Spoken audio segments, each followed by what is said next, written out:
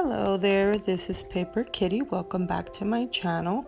Today I am doing a kind of a tutorial, I guess, on how I decorate an embellishment box. And so, yeah, just kind of wanted to make this video in hopes that it will be helpful and inspiring to my crafty friends here on YouTube.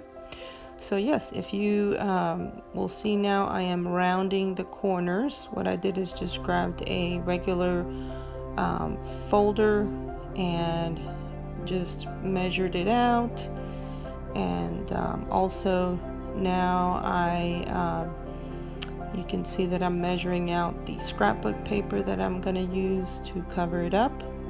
And it is a good idea to do that because I have used the scrapbook paper directly onto the box with the hot glue, and it is a little bit not my favorite because it does have a little bit of bumps in it when you do that. And so I actually did that on the inside cover that I decorated, but it wasn't too bad. But the outside and actually for the future, I'm just going to always back it up onto some folder because you definitely need the sturdiness so that you don't kind of get those bumps from the hot glue.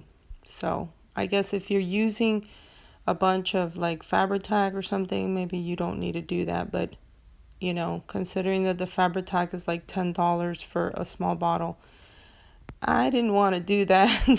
So anyway, I'm just kind of using a little bit of regular glue too, just to kind of on this one, you know, before I glue it down with the hot glue, I'm gonna go ahead and glue it on to the folder, and I'm not gonna put too much around the edges because I'm gonna sew it. So see here we have the sewn borders, and not just the borders but the perimeter of the deal is sewn now. And so now I have picked out these elements, and actually that crown I purchased at Hobby Lobby in the section where they have the wood veneers, and some of them are not decorated and then some are, and this is one that was already decorated, and I really thought it was so pretty, but you know, it's kind of big, and so I didn't think I could use it on a project. But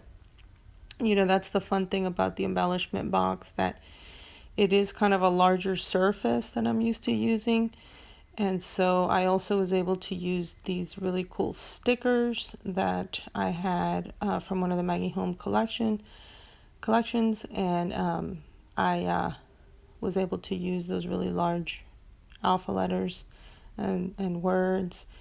And so I was really excited to be able to use that. So yes, if you have any large images, you know, this is definitely a project that you can take advantage and use on your cover here, on the inside and the outside for that matter. So yeah, so I had to have a big enough element there, and I thought that crown was perfect. So I actually did buy it for this project. I was kind of trying to figure out what to do, and when I saw that little crown, I thought, well, that would be perfect. So yeah, it's also fun to pick out your scrapbook paper before you started hearing things and kind of start playing with it like I did, so that I already knew more or less what I was gonna do. And so I guess one of the first steps is, if you pick out a really pretty scrapbook paper as your background, that could totally inspire you. And then like I said, you can play around with elements over it, and it kind of gives you a feel for what you might want to, how you may want to decorate it. Because I know sometimes having that blank canvas situation on any project, whether you're using a canvas or not, it's still the same concept and it's still the same challenge, but it just takes a few things to kind of get you going. And so a beautiful piece of scrapbook paper could definitely be one of those things. So also, it's helpful if you have some embellishments already kind of more or less at hand, And so they could be embellishments that you make yourself or that you buy, or a combination, which is what I've done here. Those pretty paper flowers are Prima. They were, I was purchased them that way. That bow I actually made made out of crepe paper. Also, that border, that stitched border, is crepe paper and tulle that I stitched together with some gold thread. So I thought that was gonna look really pretty, and well, I think it does. So now I am putting some hot glue on the to put this scrapbook paper on the inside of the box, embellishment box. And like I said, I kind of regret not backing it up with the folder because I did get those bumps from the hot glue and I don't love that. But anyway, that's what I did here. But anyway, if anything, it's a lesson learned, and maybe having a tutorial in which I don't do something completely perfect can help somebody avoid the mistake. Or I don't know if that's a mistake, but I guess it could be either a mistake or, So now I make another mistake, which is basically it didn't line up properly, and so I had to rip it out. And I guess I waited too long because this video is on, on a higher speed.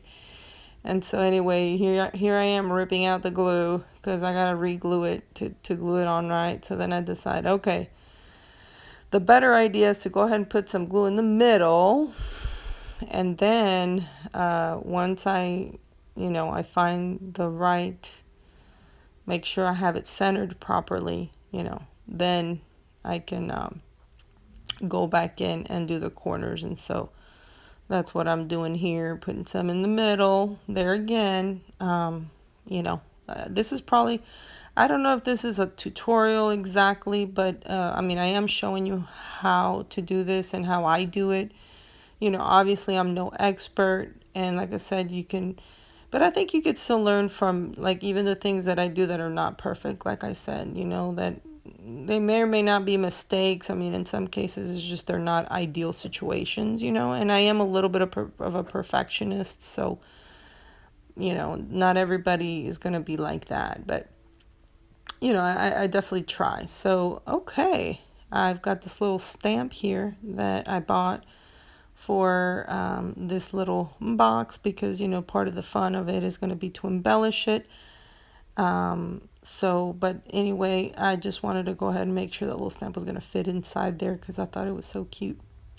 Okay, so here is one of those large doilies that we all have that we don't know what to do with. So that's really fun to have.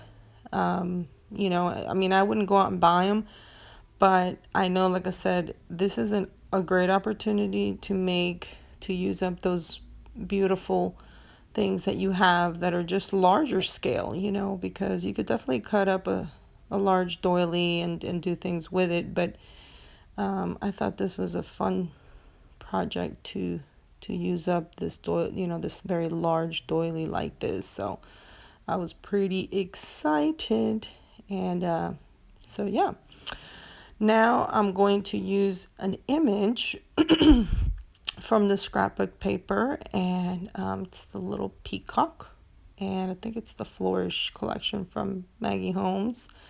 As you know, I love me some Maggie Holmes. I do like to mix and match collections as well as just random, other either brand or non-branded items or images or whatever. So I'm not like married to any particular brand or anything like that. If I like something, I will use it. There are times that I tend to be kind of in love with certain colors, and they may kind of direct me towards certain collections and certain artists.